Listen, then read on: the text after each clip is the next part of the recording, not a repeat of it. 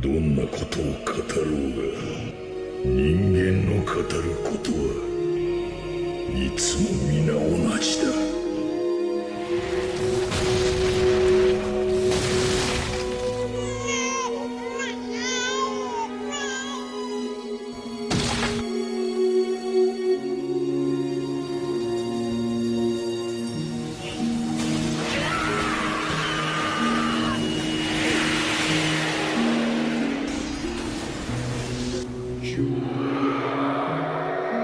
おめえの中の憎しみもどうにかしてやりてえと思ってる。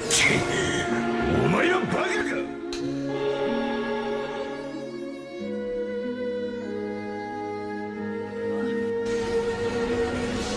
さあ行こうぜ。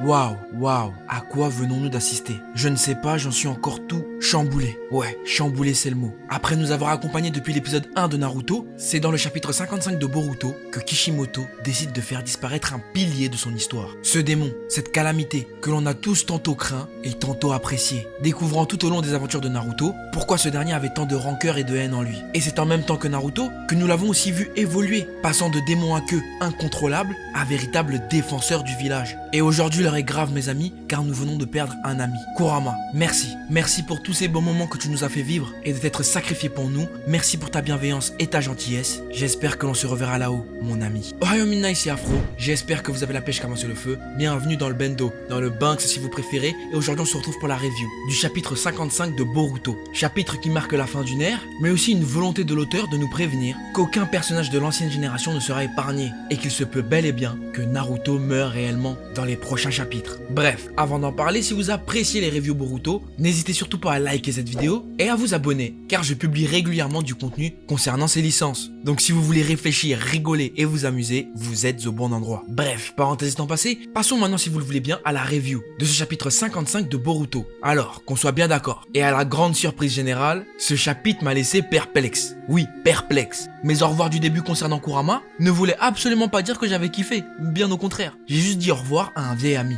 Là maintenant, il est temps de parler sincèrement du chapitre. Car on va pas se mentir, certes, dans l'idée, c'est une prise de risque énorme qui a été prise, mais dans le fond, dans l'exécution, c'est claqué. C'est claqué les gars. Non, c'est claqué. C'est claquos. Et laissez-moi vous expliquer pourquoi. Premièrement, ils ont réellement choisi de faire clamser Kurama au détriment de Naruto. Vous le savez, on l'a tous lu. Lorsqu'un hôte meurt, le démon qui l'accompagne meurt aussi. Pareil si l'on extrait le démon de l'hôte. Mais bizarrement, Kurama peut mourir et pas Naruto. Il fallait choisir entre l'un ou l'autre. Bizarre, non? Et l'évocation du mode Baryon, tiens. Que c'est grâce à ça qu'ils ont réussi à battre Ishiki, mais pas du tout. Vous voulez que je vous rappelle comment a fini Naruto mode Baryon? Il a fini par terre, à regarder Kawaki finir le boulot. Ce mode expéditif a brillé pendant 6 pages. Et encore, je suis gentil. Donc je vois même pas pourquoi on en parle encore, on l'a déjà oublié. Tellement ça a été mal amené, tellement il n'y a pas eu d'impact, ce mode il est littéralement passé à la trappe. Or que c'est la forme la plus puissante de Naruto. Les transformations des personnages sont des passages obligatoires dans les shonen. C'est là qu'on voit qu'un personnage passe des caps ou non. Et là avec le mode Baryon, obligé de constater qu'il s'est rien passé. Voilà. Et si c'était encore que le mode Baryon qui me faisait déverser un zeste de seum sur la mort de Kurama? Eh bien non, il n'y avait pas que ça. Quelqu'un peut m'expliquer les dialogues éclatés qu'il y a eu entre Naruto et Kurama, qui à la fin de Shippuden sont censés être les meilleurs bros? Normalement, leur lien était censé avoir évolué. Alors oui, tu me diras Naruto était sous choc, c'est normal qu'il n'a pas trouvé les mots. Mais quand même, ça fait plus de 30 piges qu'ils sont ensemble. Durant toutes ces années, ils se sont pas parlé? Ils se sont pas réglés? Normalement, il n'y aurait pas dû avoir ce genre de dialogue. Non.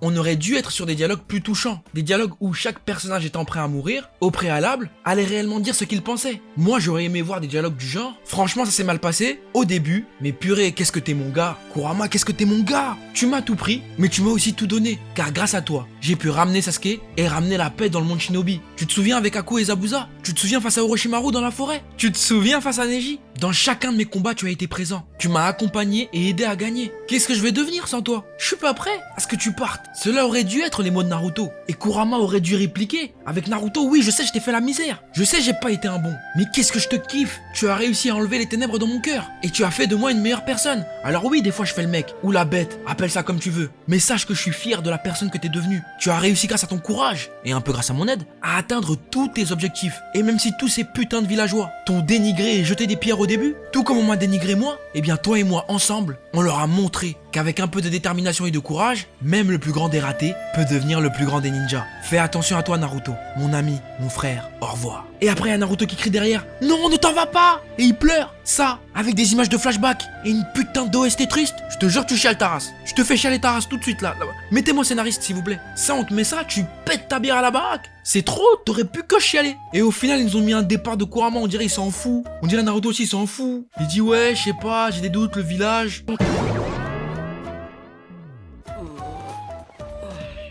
Kawaki, Boruto, il parle même pas d'Hinata et d'Imawari, il s'en bat les reins.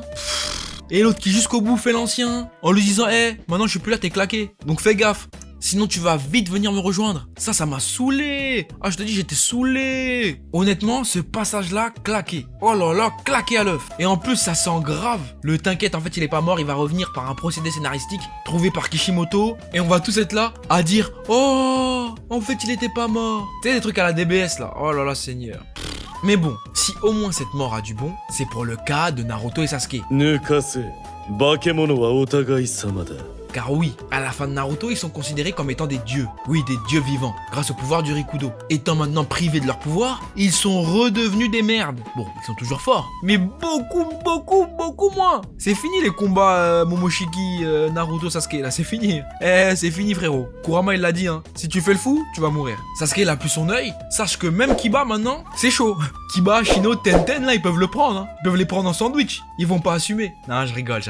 En vrai, même dans leurs rêves les plus fous, ils pourront pas les prendre. Mais une chose est sûre, c'est qu'ils sont bel et bien plus nuls qu'avant et qu'ils vont devoir miser sur la nouvelle génération, Boruto et Kawaki, pour pouvoir protéger Konoha. Car là, oui, la suite va être basée uniquement sur eux et leur entraînement afin de maîtriser le Kama. Et alors que Kawaki pense que c'est terminé d'Ishiki, il ne sait même pas que les données de ce dernier sont déjà dans son corps et que c'est terminé. Tôt ou tard, il récupérera un Kama. Je pense que le manga se dirige bel et bien sur une ellipse qui va permettre à Boruto et Kawaki de grandir un peu et de pouvoir aussi par la même occasion fortifier leurs liens. Car on sent qu'il y a quelque chose de profond entre ces deux personnages. Ils sont bel et bien frères, même s'ils ne sont pas du même sang. Kawaki s'inquiète pour Boruto et Boruto s'inquiète pour Kawaki. Ils sont devenus complémentaires au moment où leurs Kamas se sont activés. Et il se peut même que Naruto continuera d'entraîner Kawaki et que Sasuke se plongera encore plus sur l'entraînement de Boruto et lui lèguera par la suite sa cape et son manteau.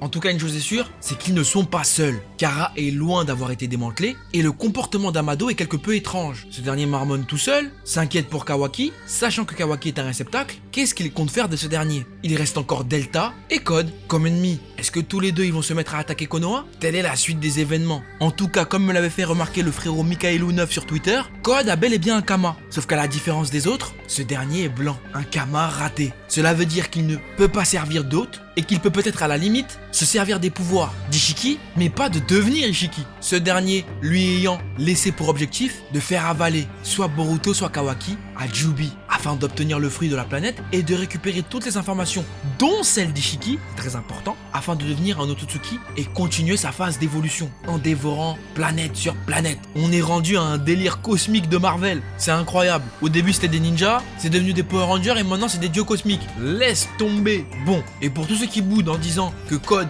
c'est la première fois qu'on le voit, il parle, il est là, il dort, on l'avait jamais vu avant, eh bien sachez que dans l'anime ce personnage est développé et que les scénaristes ont fait que jusqu'à présent on se rende compte qu'il y a un lien bizarre entre lui et Ishiki. それにしてはビクターを抹殺したのがなんで家臣孤児なんだよ。やるなら僕でしょ。